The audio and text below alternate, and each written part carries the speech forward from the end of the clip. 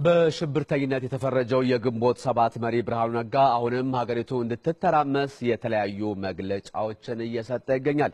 የሀገሪቱን የኢኮኖሚ አውታሮች ማውደም የሚለው ደግሞ የመልእክቱ ማጠንጠኛ ሆኗል። ለመሆኑ የጥፋት መንገዱ እንዴት ይገለጻል? ብሩክ ያሬድ ተከታትሎታል።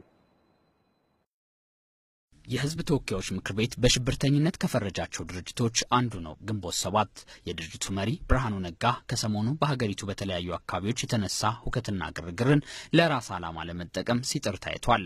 አስብለታለሁ ለሚለው ህዝብ ከሰላማዊ መንገድ ይልቅ አዋጩ አመጽና ጥፋት መሆኑንም በአደባባይ በመግለጽ እኛ ስለፈለግን ብቻ ወይንም ህዝቡ በሰለጠነ መንገድ ተቃውሞን በሰላማዊ መንገድ ስለገለጸ ብቻ እሺ ብሎ ስልጣኑን ይለቃል ማለት ከእውነታው ጋር ፍጹም የሚጋጭ የዋህነት ነው የሚሆነው። ይህ ህዝብ አመጽ በተራጀ መንገድ እንዲካሄድና ለትግሉም የሚያስፈልገውን አቅርቦት በማዘጋጀት በኩል ለአመጽ ከተራጀነው ኃይሎች የሚጠበቀውን ሁሉ እንደምናደርግና እያደረግንም እንደሆነ እንዲታወቅ እንፈልጋለን። ሀገርን ወደፊት ለማዝጓዝ የተሄደበትን ጥረት ወደ ኋላ በመመለስ የተዳከመች ኢትዮጵያን ለመፍጠርም መስራት አለብን ይላል። የአፈናና የመገናኛ መዋቅሮች የገንዘብ ምንጮችና በአጠቃላይ በስርዓቱ ላይ የኢኮኖሚና የስነ ልቦና ጫና በሚፈጥሩ ኢላሞች ላይ ማነጣጠር አለበት።